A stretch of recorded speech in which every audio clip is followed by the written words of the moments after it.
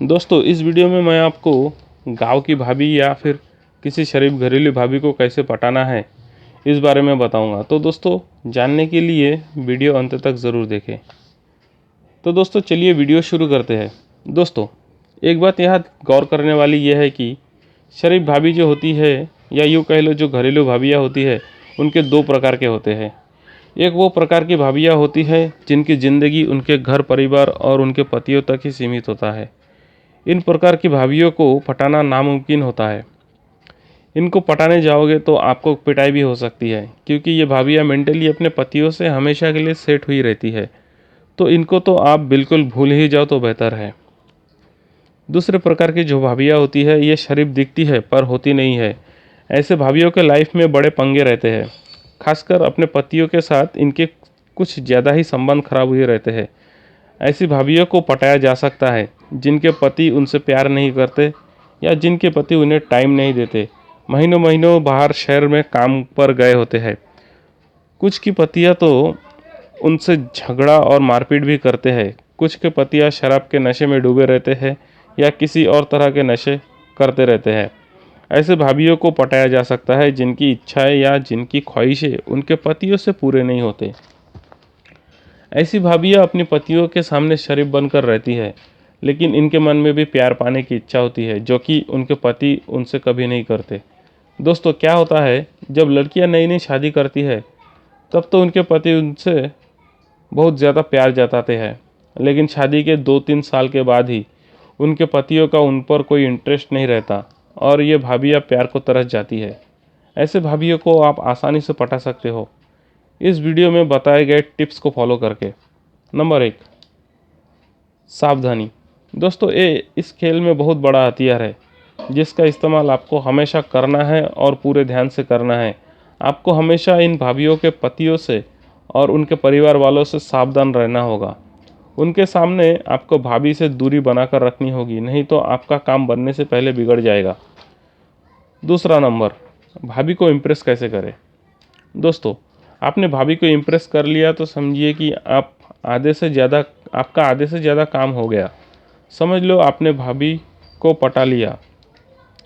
अब दोस्तों आप भाभी को इम्प्रेस कैसे करोगे, चलिए मैं बताता हूँ। दोस्तों आपको कुछ 10 से 15 दिन तक कुछ किए बिना भाभी को फॉलो करना है, मतलब उन पर नज़र रखना है। मतलब कि वो किस टाइम पर कौन सा काम कर रही है, किस टाइम पर वो घर से बाहर जा रही है। कुछ अच्छा काम कर रही है तो उस काम को फॉलो करना है, उस काम को आपको कॉपी करना है। जैसे कि समझ लीजिए हफ्ते में 2-3 दिन भाभी मंदिर जाती है तो आपको भी सेम टाइम पर मंदिर जाना होगा। या फिर वही कहीं बाज़ार जा रही है तो आपको भी उसी टाइम पर बाज़ार जाना होगा। इससे क्या होगा, आप भाभी की नज़र में आ जाओगे। भाभी भी आप पर ध्यान देने लगेगी और भाभी भी यही सोचेगी कि यह बंदा बिल्कुल मेरे जैसा है। जैसे मैं मंदिर जाती हूँ वो भी मंदिर जाता है, इसका नेचर बहुत अच्छा है, बिल्कुल मेरे जैसा है। धीरे धीरे भाभी आप पर इम्प्रेस होती जाएगी। लेकिन इस बीच में आपको कुछ भी गलत हरकतें, किसी प्रकार का नशा वगैरह नहीं करना है। इससे आपका इम्प्रेशन बिगड़ जाएगा और भाभी आपके हाथ से निकल जाएगी। दोस्तों ये जो शरीफ भाभियाँ होती है ये बहुत ही कमज़ोर दिल की होती है। इन पर किसी भी चीज़ का प्रभाव यानी कि इम्प्रेशन बहुत जल्दी पड़ता है, किसी अच्छे चीज़ का भी और किसी बुरे चीज़ का भी। इसीलिए इनके सामने जितना हो सके अच्छा अच्छा काम करो और जितना हो सके बुरे कामों से दूर रहो। और आपने एक बार इन पर अच्छा इम्प्रेशन बनाने में कामयाब हो गए तो आपसे भाभी को पटना ही पटना है। नंबर 3, बातचीत करना।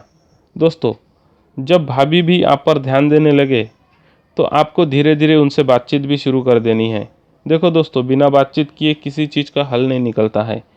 आप बात करोगे तभी भाभी भी आपको अपने दिल की बात बताएगी, और दिल की बात हम उन्हीं से करते हैं जिन्हें हम दिल में जगह देते हैं।